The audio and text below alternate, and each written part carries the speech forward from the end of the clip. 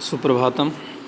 आइए आज हम लोग कक्षा 9वीं के संस्कृत पद्य पीयूषम के अंतर्गत अन्योक्ति मौक्तिकानि पाठ का अध्ययन करते हैं। प्रस्तुत पाठ को कुछ कहने के लिए जब किसी अप्रस्तुत को माध्यम बनाया जाता है, अर्थात किसी से कहने के लिए जब दूसरे पर रख कर बात कही जाती है तो वह अन्योक्ति कहलाती है। जैसे, हे बादल, आपके द्वारा छोड़ा गया जल कहीं तो जल ही रहता है और कहीं पर कुछ भी नहीं रहता, तथा कहीं वह जल जहर बन जाता है और कहीं मोती बन जाता है। दान करने वाले महोदय जी, जब तुम किसी धनी पुरुष को दान करते हो तो उसके यहाँ कोई सदुपयोग नहीं है। अपव्ययी पुरुष को दान करने पर नष्ट हो जाता है और दुष्ट लोगों को दान करने पर वह हानि करने वाला होता है। अतः उसे ही दान किया जाना चाहिए जिसे आवश्यकता हो। यहाँ पर बादल को माध्यम बनाकर उसकी उपयोगिता के विषय में बताया गया है, तथा जो भी श्लोक दिए गए हैं वे किसी न किसी के माध्यम ही हैं। इसे संस्कृत साहित्य शास्त्र में अप्रस्तुत प्रशंसा अलंकार भी कहते हैं। अन्योक्तियों का प्रयोग साहित्यिक दृष्टि से बहुत प्रभावशाली होता है। प्रस्तुत पाठ में प्रभावशाली एवं हृदयग्राही कुछ अन्योक्ति मणियों को संकलित कर प्रस्तुत किया गया है। आइए हम लोग सस्वर वाचन तथा अर्थ समझने का प्रयास करें।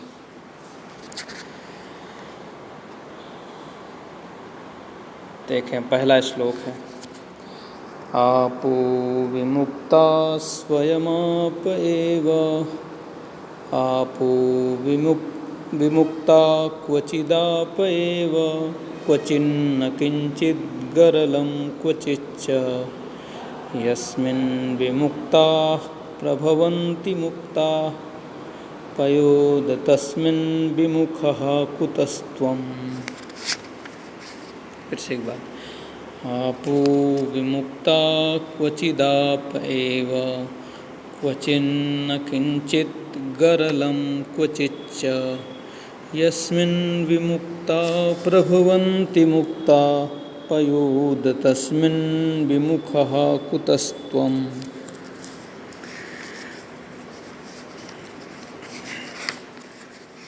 पयोद अर्थात बादल। हे पयोद, हे बादल, विमुक्ताः आपः क्वचित् आपः एव, आपके द्वारा छोड़ा गया आपः अर्थात जल, क्वचित आपः एव, कहीं कहीं पानी ही रहता है, जल ही रहता है, क्वचित न किंचित, कहीं कहीं वह कुछ भी नहीं रहता अर्थात सूख जाता है। क्वचित च गरलम, और कहीं कहीं जहर बन जाता है। यस्मिन् विमुक्ताः मुक्ताः प्रभवन्ति, और कहीं कहीं छोड़ने पर वह मोती बन जाता है। तस्मिन् त्वं कुतः विमुखः, उससे विमुख क्यों हो, उससे तुम कैसे विमुख रह सकते हो। हे बादल, आपके द्वारा छोड़ा गया जल कहीं तो जल ही रहता है, कहीं पर कुछ भी नहीं रहता, और कहीं पर वह जल जहर बन जाता है और कहीं मोती बन जाता है, उससे विमुख क्यों हो। पयोद विमुक्ताः आपः क्वचित् आपः एव, क्वचित् न किंचित्, क्वचिच्च गरलं, यस्मिन् विमुक्ताः मुक्ताः प्रभवन्ति, तस्मिन् त्वं कुतः विमुखः। दूसरा श्लोक देखेंगे, जलनिधौ जननं धवलं वपुः, मुररिपुरपि पाणितले स्थितिः इति समस्तगुणान्वितशङ्खभो कुटिलता हृदयान्न निवारिता जलनिधौ जननं धवलं वपुः मुररिपुरपि पाणितले स्थितिः इति समस्तगुणान्वितशङ्खभो कुटिलता हृदयान्न निवारिता। जलनिधौ तव जननम, इस श्लोक में शंख के लिए कहा गया है। जलनिधौ तव जननम, तुम्हारा जन्म जलनिधौ समुद्र में हुआ है। वपुः धवलम, तुम्हारा वपुः अर्थात शरीर, धवलम सफ़ेद है, श्वेत रंग का है। अपि मुररिपोः पाणितले, स्थिति ही अपि मुररिपोः पाणितले, और तुम्हारी स्थिति कहाँ रहती, तुम रहते कहाँ हो? मुर नाम के जो दैत्य था उसके रिपु अर्थात शत्रु भगवान विष्णु के हाथ में तुम रहते हो। इस प्रकार समस्त गुणान्वित भो शंख, समस्त गुणों से युक्त हे शंख, तव हृदयात् कुटिलता न निवारिता, तुम्हारे हृदय से टेढ़ेपन को दूर नहीं किया।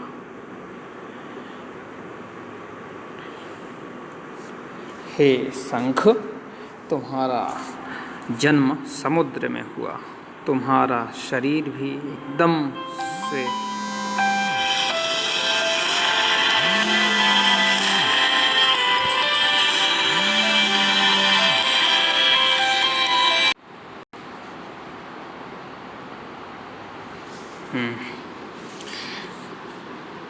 हे शंख, तुम्हारा जन्म समुद्र में हुआ, तुम्हारा शरीर भी सफ़ेद है और निवास स्थान भगवान विष्णु के हाथ में है।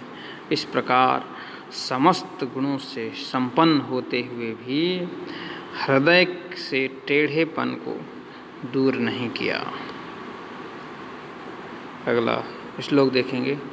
अलिरयं नलिनीदलमध्यगः कमलिनी मकरन्दमदालशः विधिवशात् परदेशमुपागतः कुटजपुष्परसं बहुमन्यते।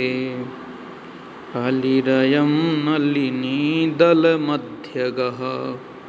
कमलिनी मकरन्दमदालशः विधिवशात् परदेशमुपागतः कुटजपुष्परसं बहुमन्यते।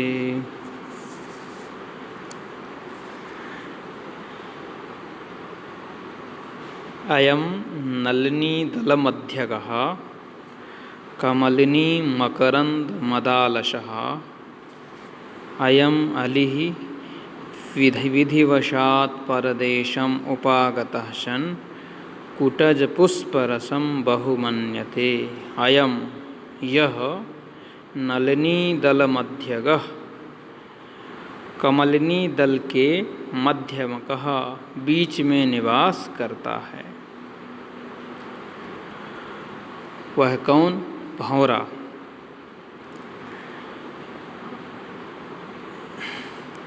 कमलिनी मकरंद मदालशः, उस मकरंद की सुगंध से वह अलसाया हुआ रहता है। अयम अलिः विधिवशात् परदेशम उपागतः, यदि यह भंवरा भाग्यवश दैवयोग से परदेश चला जाता है तो कुटज पुष्प रसम बहुमन्यते, कुटज के पुष्प को ही बहुत कुछ समझ लेता है, या मजबूरी है उसको, क्योंकि वहाँ जंगल में वहाँ कमलिनी नहीं मिलती तो कुटज एक जंगली पौधा होता है, उसी के फूल को वह बहुत कुछ समझ लेता है। फिर से एक बार देखेंगे। यह भंवरा कमलनी दल के बीच में निवास करता है, उसी के मकरंद की सुगंध से अलसाया हुआ रहता है। यदि वह भंवरा दैव योग से परदेश चला जाता है तो वहाँ उसे कुटज पुष्प को ही बहुत कुछ समझ लेना पड़ता है। अगला है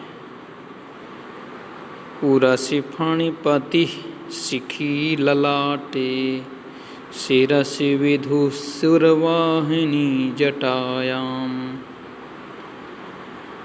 प्रिय सखी कथयामि किं रहस्यं पुरमथनस्य रहोऽपि संसदेव। प्रिय सखी, पार्वती जी कहती हैं अपनी सहेली से, सखी से, हे प्रिय सखी, उरसी फणिपति शिव जी के वक्षस्थल पर फणिपति अर्थात सर्प रहता है। ललाटे शिखी, उनके मस्तक पर तीसरा नेत्र, अग्नि रूपी तीसरा नेत्र रहता है।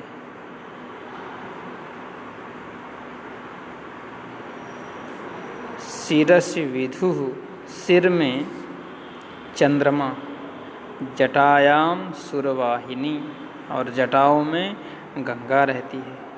किम रहस्यम कथयामि, मैं क्या कहूँ, क्या एकांत की बात कहूँ। पुरमथनस्य रहा अपि संसद एव,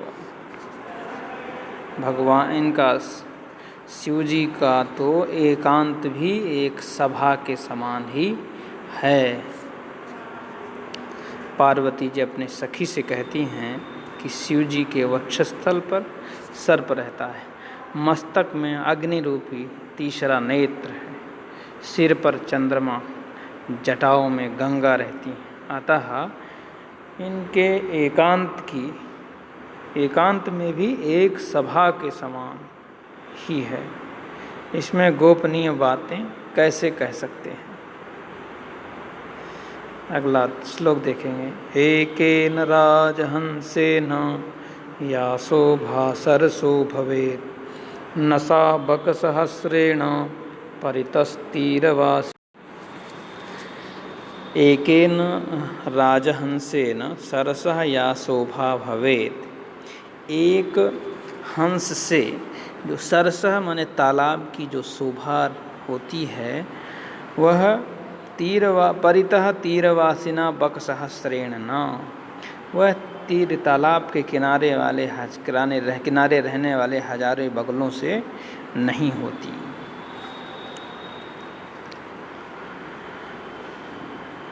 अर्थात एक हंस के रहने पर जो तालाब की शोभा होती है, वैसी शोभा तालाब के चारों ओर किनारे पर उपस्थित हजारों बगुलों से नहीं हो सकती। अगला, अहमस्मि नीलकंठस् तव खलु तुष्यामि शब्दमात्रेण नाहं जलधर भवतश्चातक इव जीवनं याचे। जलधर, हे बादल,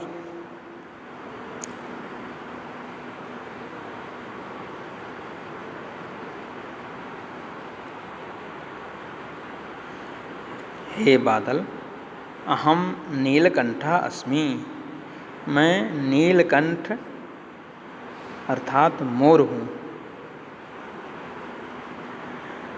तव शब्दमात्रेण तुष्यामि, तुम्हारे आवाज़ से ही संतुष्ट हो जाता। अहम खलु चातक एव, मैं पपीहे के समान भवतः जीवनम न याचे, जीवन को नहीं मांगता हूँ। हे बादल, मैं नीलकंठ, नीला है कंठ जिसका, ऐसा मोर हूँ, तुम्हारे शब्द मात्र से, आवाज़ मात्र से मैं संतुष्ट हो जाता हूँ। मैं आपसे पपीहा के समान जीवन को नहीं मांगता। अग्निदाहे न मे दुःखं देच्छेदेन निकषेन वा यत्तदेव महद्दुःखं गुञ्जया सह तोलनम्। अग्निदाहे न मे दुःखं छेदेन निकषेन वा यत्तदेव महद्दुःखं गुञ्जया सह तोलनम्।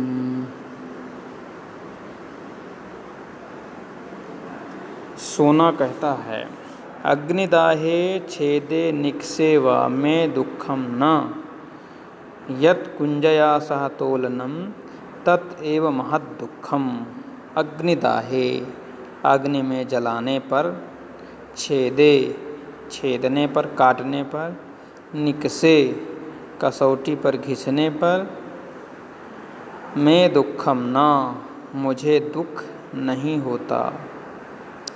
यत् गुंजया सह तोलनम ततएव महद्दुःखम, मुझे घुंघची के साथ जो तौलते हैं वही बड़े दुख की बात है। सोना कहता है कि मुझे जलाने पर, काटने पर, कसौटी पर, घिसे जाने पर कोई कष्ट नहीं होता, किंतु तभी कष्ट होता है जब मुझे घुंघची के साथ तौलते हैं। अगला श्लोक देखेंगे। सुमुखोऽपि सुवृत्तोऽपि सन्मार्गपतितोऽपि सन् सतां वै पादलग्नोऽपि व्यथयत्येव कण्टकः।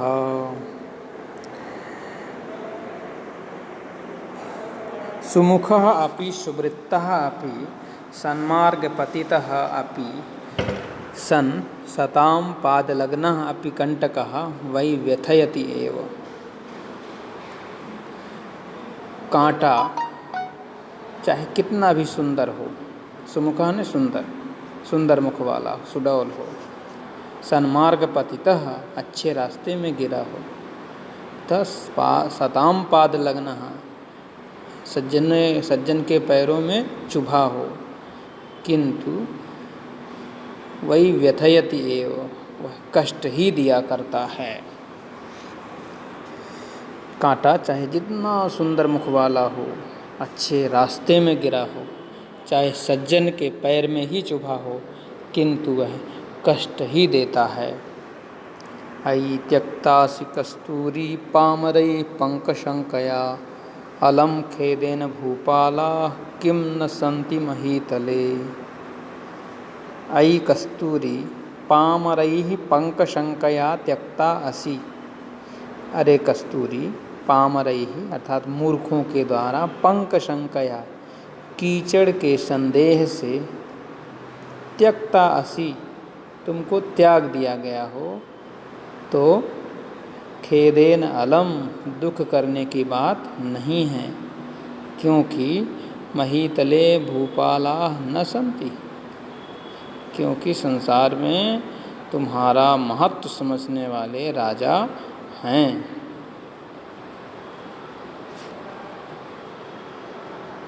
हे कस्तूरी, यदि मूर्खों ने कीचड़ समझकर तुमको त्याग दिया हो तो दुख करने की बात नहीं है, क्योंकि संसार में तुम्हारा महत्व समझने वाले राजा हैं। इस प्रकार हम लोगों ने 9 श्लोकों का वाचन किया तथा इनके श्लोकों के अर्थों को भी जाना। इसमें आपको संदर्भ तथा श्लोक के अर्थ लिखने के लिए आते हैं। आप लोग घर में इन श्लोकों का सस्वर वाचन करेंगे तथा कंठस्थ हो जाएं, इतने बार पढ़ेंगे। धन्यवाद। दूसरी कक्षा में फिर से मिलेंगे। आज का दिन मंगलमय हो।